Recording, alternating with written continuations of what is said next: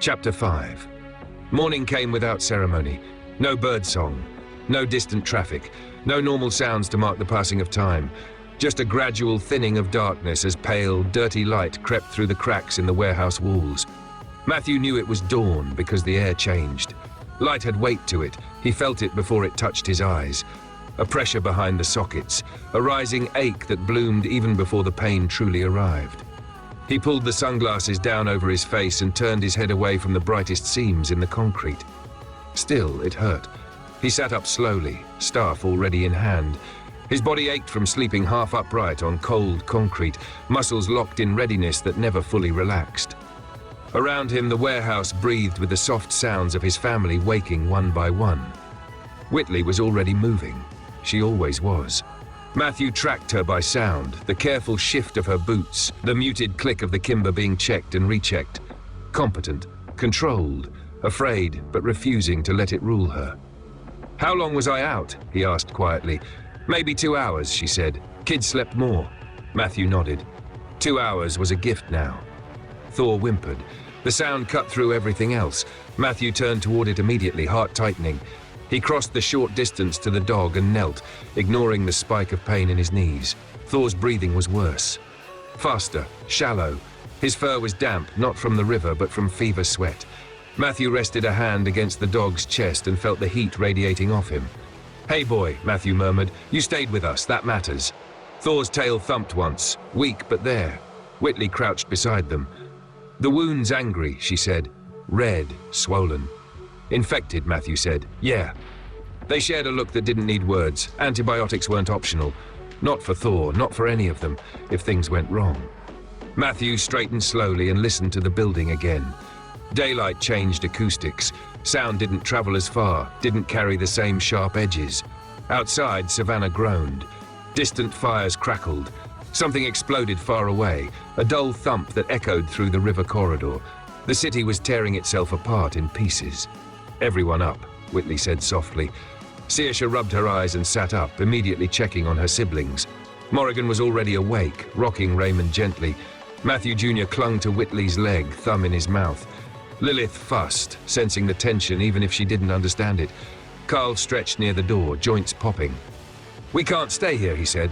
"No," Matthew agreed. "But we don't rush." Carl frowned. "They'll find us." "Eventually," Matthew said, "but panic gets you killed faster than waiting." He rose to his feet and tapped the staff lightly against the concrete.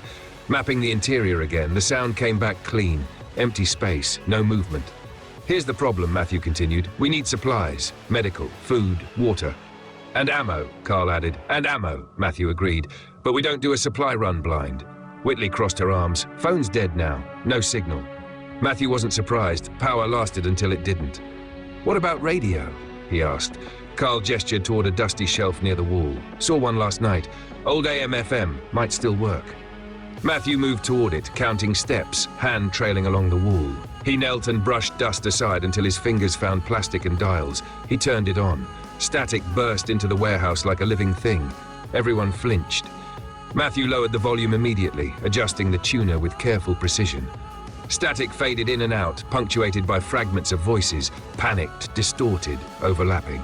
National Guard. Shelter in place. Bite wounds. Matthew froze. He turned the dial just a hair. A clearer voice emerged. "This is an emergency broadcast from Static. Savannah region. Crackle. Do not attempt evacuation unless directed." Whitley laughed bitterly under her breath. Too late for that. Matthew listened harder, filtering through the distortion. Infection spreads through bodily fluids. Dead do not respond to pain. Head trauma appears effective. Matthew's grip tightened on the radio. Confirmed. Repeat. Remain indoors. The broadcast dissolved back into static. Silence followed. No one spoke for several seconds. Matthew shut the radio off. "That's all we're getting," Carl said. "It's enough," Matthew replied. "We know what works. We know what doesn't." He turned toward his family. "We don't engage unless we have to. We don't waste bullets. We move during low-noise windows." He paused. "And we prioritize Thor." Whitley nodded immediately. "There's a veterinary clinic 3 blocks east of our house." Carl grimaced. "That's deep." Matthew tilted his head, listening to the world beyond the walls. Daytime infected were louder, less cautious, easier to track, but harder to avoid. "We don't go yet," Matthew said. "We watch. We learn their patterns." Morrigan suddenly spoke. "They're slower in the sun." Everyone turned toward her. Matthew crouched to her level. "What makes you say that?" She frowned, thinking carefully. "Last night they were mad.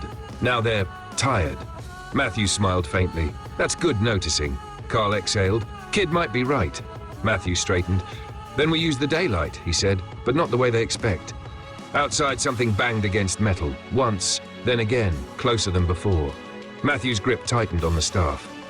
Positions, he said quietly, and daylight was no longer their enemy alone. The banging came again.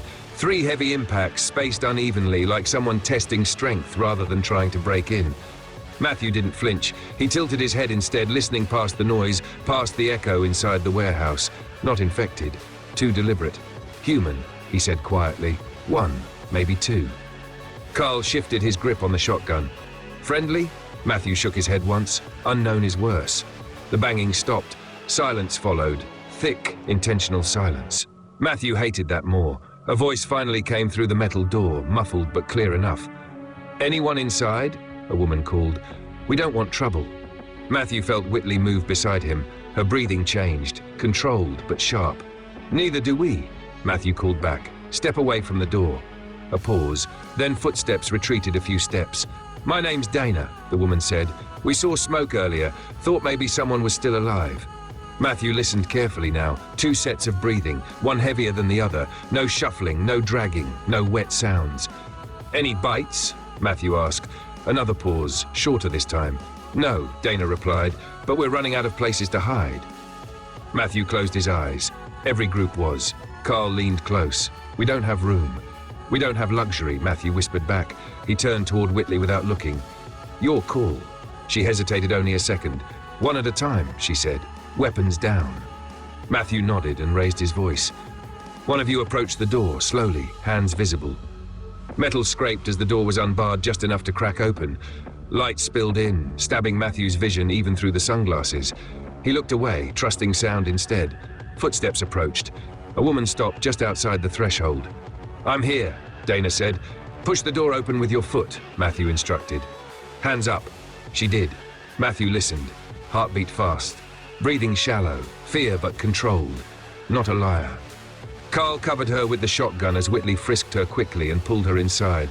Dana was thin, exhausted, dirt-streaked, no visible wounds. "Where's the other?"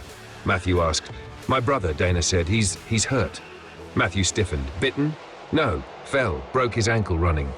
Matthew weighed it fast. Another mouth, another liability, another human. "Bring him," Matthew said, slow. It took several minutes. The brother Evan was pale, sweating, ankle grotesquely swollen and already turning purple. Carl helped drag him inside while Whitley shut and rebarred the door again. Thor growled softly but didn't move. Matthew crouched near Evan, listening. Pain. Real pain. No hunger. "He won't walk," Whitley said quietly. "I know," Matthew replied. Dana's eyes filled. "Please, we'll work. We'll do anything." Matthew stood. "Here's how this works," he said calmly. "We don't carry dead weight. We don't waste supplies and we don't lie. You do your share or you leave." Dana nodded frantically. "Yes, yes." Matthew turned away. Decision made. Outside, something howled in the distance, long and ugly. "All right," Matthew said. "New priority." Everyone looked at him. "We need antibiotics," he said, "and a defensible position with sightlines I can work around." Carl frowned. "That vet clinic?" "Yes." Whitley inhaled sharply. "That's a supply run." "It's a rescue mission," Matthew corrected.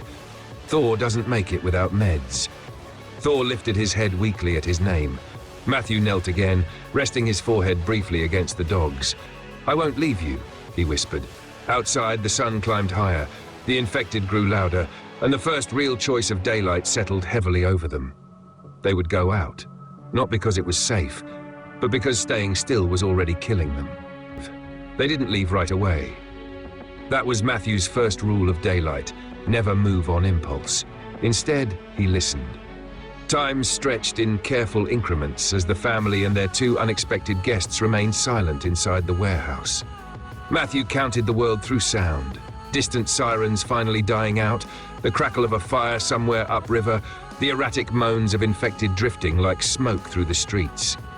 Daylight made them restless, not faster, just louder, less focused. "They're spreading out," Matthew said quietly, wandering instead of hunting.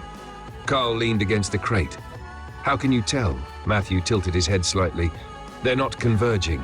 No echoes stacking, no rhythm." Morrigan watched him with intense focus, absorbing every word. Whitley packed deliberately. She rationed ammunition into pockets, wrapped spare cloth for bandages, and secured Lilith tightly against her chest. Saoirse helped without being asked, steady hands passing items one by one. Matthew took inventory by touch. Lawson .38, 3 magazines partially full. Remington 742, 6 rounds in the internal magazine, 2 spare clips. Staff solid oak, scarred but dependable. Axes and aluminum bats, heavy, loud but effective. "Noise discipline," Matthew said. "Melee first, firearms last." Carl nodded. Dana swallowed hard. Thor attempted to stand and failed. Matthew knelt immediately.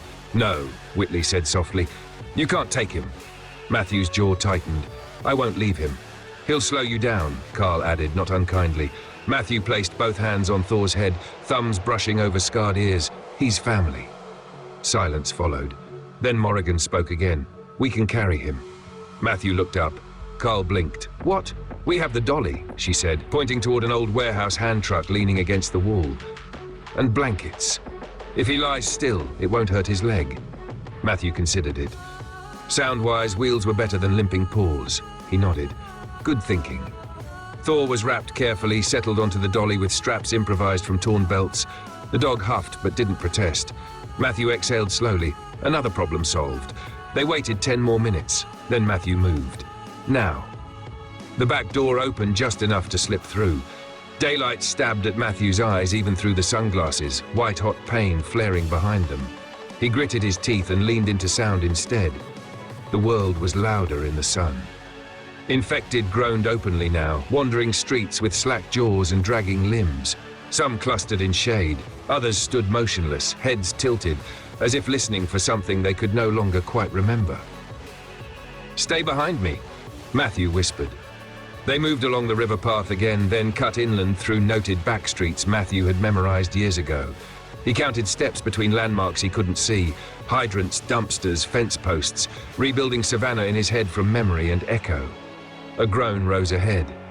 Matthew stopped. A single infected staggered into their path, skin blistered by sun, movements sluggish. It turned toward the sound of the dolly's wheels.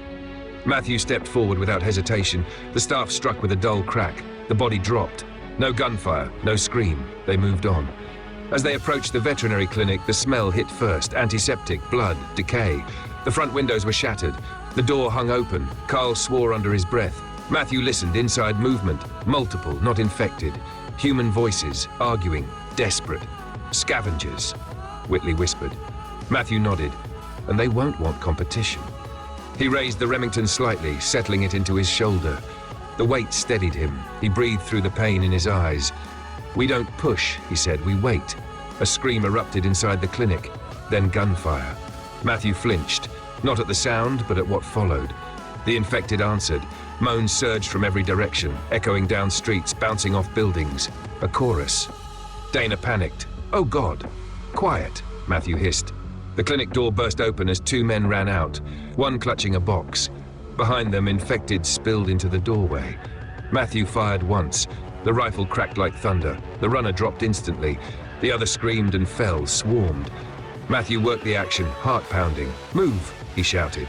They rushed the clinic as the infected converged, slipping inside just as the horde flooded the street. Whitley slammed the door.